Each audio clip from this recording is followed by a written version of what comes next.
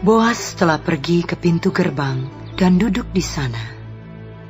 Kebetulan lewatlah penebus yang disebutkan Boas itu. Lalu berkatalah Boas, "Hai saudara, datanglah dahulu kemari. Duduklah di sini."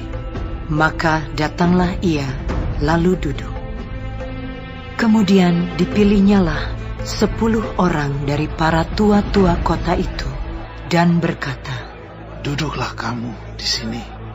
Maka duduklah mereka. Lalu berkatalah ia kepada penebus itu, "Tanah milik kepunyaan saudara kita, Elimelek, hendak dijual oleh Naomi yang telah pulang dari daerah Moab. Jadi pikirku, baik juga hal itu kusampaikan kepadamu sebagai berikut. Belilah tanah itu di depan orang-orang yang duduk di sini dan di depan para tua-tua bangsa kita. Jika engkau mau menebusnya, tebuslah. Tetapi jika engkau tidak mau menebusnya, beritahukanlah kepadaku, supaya aku tahu, sebab tidak ada orang yang dapat menebusnya kecuali engkau, dan sesudah engkau, aku." Lalu berkatalah ia, "Aku akan menebusnya." Tetapi kata Boas, "Pada waktu engkau membeli tanah itu dari tangan Naomi, engkau memperoleh Rut juga, perempuan Moab, istri orang yang telah mati itu, untuk menegakkan nama orang itu di atas milik pusakanya." Lalu berkatalah penebus itu, "Jika demikian, aku ini tidak dapat menebusnya, sebab aku akan merusakkan milik pusakaku sendiri. Aku mengharap engkau menebus apa yang seharusnya aku tebus, sebab aku tidak dapat menebusnya." Beginilah kebiasaan dahulu di Israel dalam hal menebus dan menukar. Setiap kali orang hendak menguatkan sesuatu perkara, maka yang seorang menanggalkan kasutnya sebelah dan memberikannya kepada yang lain. Demikianlah caranya orang mensahkan perkara di Israel. Lalu penebus itu berkata kepada Boas, "Engkau saja yang membelinya." Dan ditanggalkannyalah kasutnya.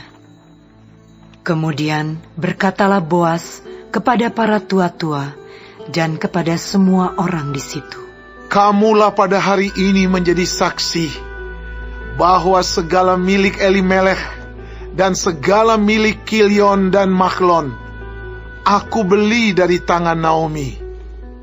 Juga Rut, perempuan Moab itu, istri Mahlon, aku peroleh menjadi istriku untuk menegakkan nama orang yang telah mati itu di atas milik pusakanya. Demikianlah nama orang itu tidak akan lenyap dari antara saudara-saudaranya dan dari antara warga kota. Kamulah pada hari ini menjadi saksi." Dan seluruh orang banyak yang hadir di pintu gerbang dan para tua-tua berkata, "Kamilah menjadi saksi. Tuhan kiranya membuat perempuan yang akan masuk ke rumahmu itu sama seperti Rahel dan Lea, yang keduanya telah membangunkan umat Israel. Biarlah engkau menjadi makmur di Efrata, dan biarlah namamu termasyhur di Betlehem. Keturunanmu kiranya menjadi seperti keturunan Peres, yang dilahirkan Tamar bagi Yehuda, oleh karena anak-anak yang akan diberikan Tuhan kepadamu dari perempuan muda ini." Lalu Boas mengambil Rut, dan perempuan itu menjadi istrinya, dan dihampirinyalah dia. Maka atas karunia Tuhan, perempuan itu mengandung, lalu melahirkan seorang anak laki-laki. Sebab itu, perempuan-perempuan berkata kepada Naomi, "Terpujilah Tuhan, yang telah rela menolong engkau pada hari ini dengan seorang penebus. Termasyhurlah kiranya nama anak itu di Israel. Dan dialah yang akan menyegarkan jiwamu dan dan memelihara engkau pada waktu rambutmu telah putih. Sebab menantumu yang mengasihi engkau telah melahirkannya, perempuan yang lebih berharga bagimu dari 7 anak laki-laki. Dan Naomi mengambil anak itu, serta meletakkannya pada pangkuannya, dan dialah yang mengasuhnya. Dan tetangga-tetangga perempuan memberi nama kepada anak itu. Katanya, pada Naomi telah lahir seorang anak laki-laki. Lalu mereka menyebutkan namanya Obed. Dialah ayah Isai, ayah Daud. Inilah keturunan Peres. Peres memperanakan Hezron. Hezron memperanakan Ram. Ram memperanakan Aminadab. Aminadab memperanakan Nahason. Nahason memperanakan Salmon. Salmon memperanakan Boas. Boas memperanakan Obed. Obed memperanakan Isai. Dan Isai memperanakan Daud.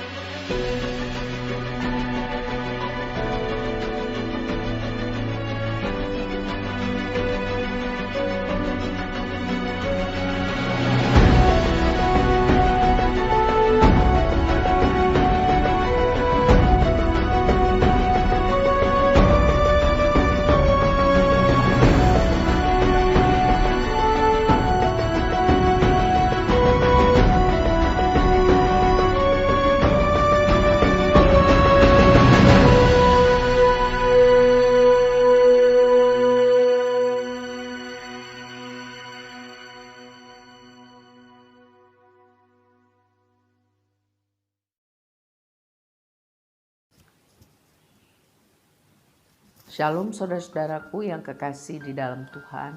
Puji Tuhan, kita akan mempelajari hari ini Rut pasal 4. Tuhan Yesus memberkati. Ini adalah pasal terakhir dalam kitab ini. Mengenai Rut, akhirnya menjadi istri Boas. Boas menjadi penebus dalam 2 hal. Yang pertama, dia menikahi Rut dan memelihara nama Elimelek, almarhum suami Naomi.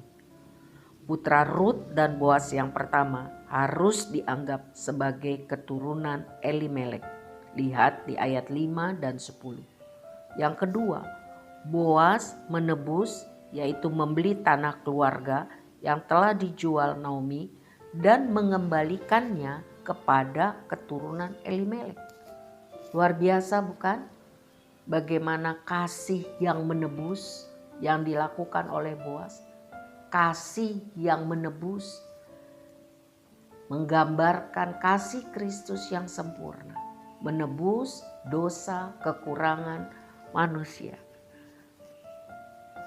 Boas menjadi lambang dari Yesus Kristus yang menebus orang percaya dalam 2 hal. Yang pertama, Kristus menebus kita yang percaya kepadanya dengan darahnya sendiri, sehingga memelihara hidup, memelihara nama kita dari kebinasaan kekal karena dosa.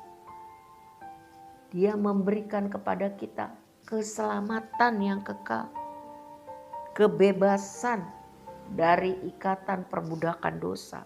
Dan yang kedua, karya Kristus Yesus memasukkan kita sebagai orang yang tertebus, merdeka dalam warisan abadinya di langit baru dan bumi baru. Tercatat di dalam Matius 5 ayat 5 dan Wahyu 21 ayat 1 sampai 7. Haleluya. Lihatlah ayat 14. Sebab itu perempuan-perempuan berkata kepada Naomi, terpujilah Tuhan yang telah rela menolong engkau pada hari ini dengan seorang penebus. Termasyurlah kiranya nama anak itu di Israel. Jadi Tuhan tidak meninggalkan Naomi. Sekalipun Naomi telah mengalami banyak kesusahan dan kemalangan besar dalam kehidupannya, Naomi tetap memelihara iman percayanya kepada Tuhan. Karena imannya yang tekun, Tuhan mengatur aneka peristiwa sehingga hidupnya berakhir dengan mengalami kebaikan, berkat Tuhan, belas kasihan Tuhan. Naomi dapat bersaksi pada akhir hidupnya bahwa Tuhan itu baik, Tuhan Maha Penyayang, Tuhan belas kasihannya selalu ada. Tuhan itu baik, Tuhan itu baik. Di ayat 17, dan tetangga-tetangga perempuan memberi nama kepada anak itu, katanya, pada Naomi telah lahir seorang anak laki-laki. Lalu mereka menyebutkan namanya Obed. Dialah ayah Isai, ayah Daud. Tuhan menghormati keputusan Rut, wanita muda Moab yang saleh, yang rela meninggalkan tanah airnya yang kafir untuk hidup setia kepada ibu mertuanya yang miskin dan kepada Allah Israel yang besar itu. Tuhan mengizinkannya untuk menjadi bagian dari keluarga keturunan Yesus Kristus. Luar biasa cara Tuhan membentuk orang-orang yang hidup berkenan kepadanya. Sebab itu saudara, mari pastikan kita hidup berkenan kepada Tuhan. Amin.